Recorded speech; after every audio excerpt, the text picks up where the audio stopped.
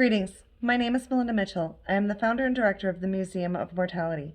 Go ahead and hit that like button to follow us as we dive into the depths of the museum. Today we'll actually be discussing some of the differences between mummification and embalming.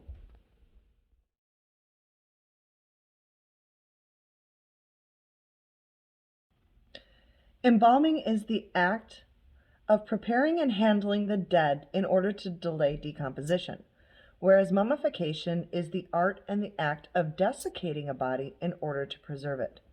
Now, ancient Egypt was most well known for their mummies, even though mummification itself started several thousand years prior to and was used by a number of people around the world.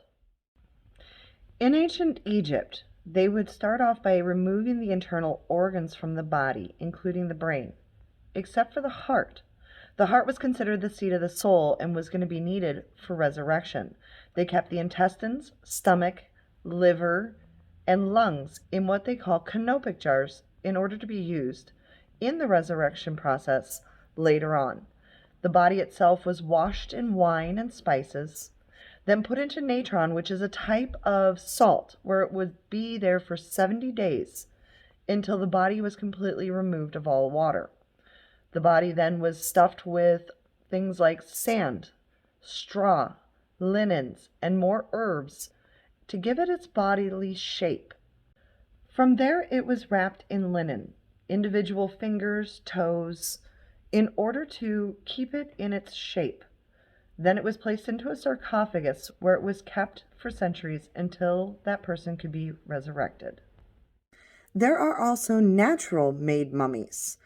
These mummies are found in places with dry, arid climates that would draw out the water from the body, but also are usually at temperatures that are too cold for bacteria that cause decomposition to grow.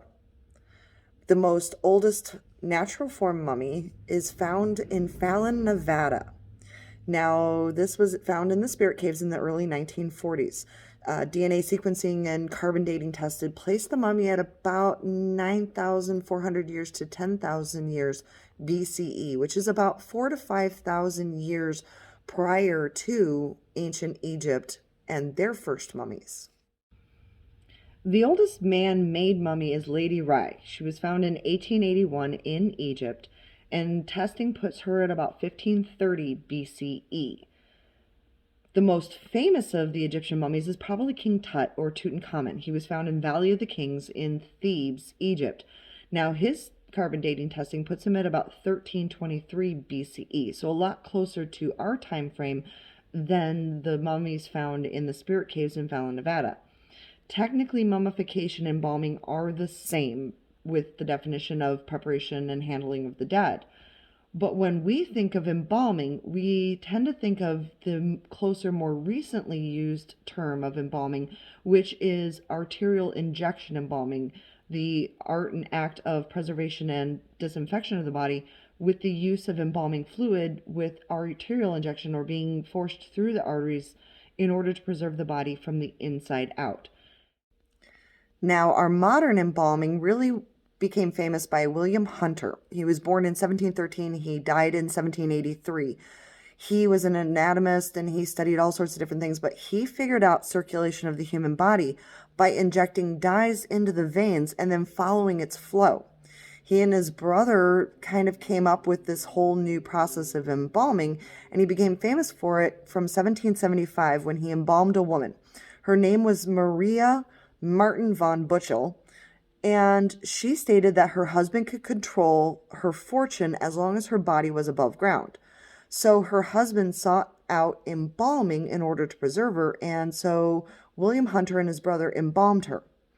Now, her husband kept her body very well dressed in a glass-topped coffin. This coffin was kept in the sitting room, and he would even invite people over for visiting hours with him and her body in order to see that she still was above ground. Now, this form of modern embalming itself was still considered desecration of the dead until about this American Civil War, when it started to become very popular.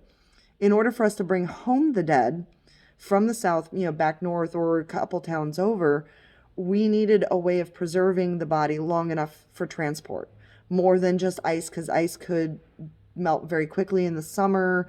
Winter, things were colder, so it was easier to transport, but by then decay could happen. So the American Civil War really brought forth our modern use of embalming and embalming fluids that changed what our concept of embalming really means. So I hope you learned a little bit of the differences between embalming and mummification today. If you learned just a little bit, go ahead and like us and follow us. You can also find us on most of the social medias, TikTok to Instagram, Facebook. And if you have any questions, if there's something you just want to know, go ahead and send us a message.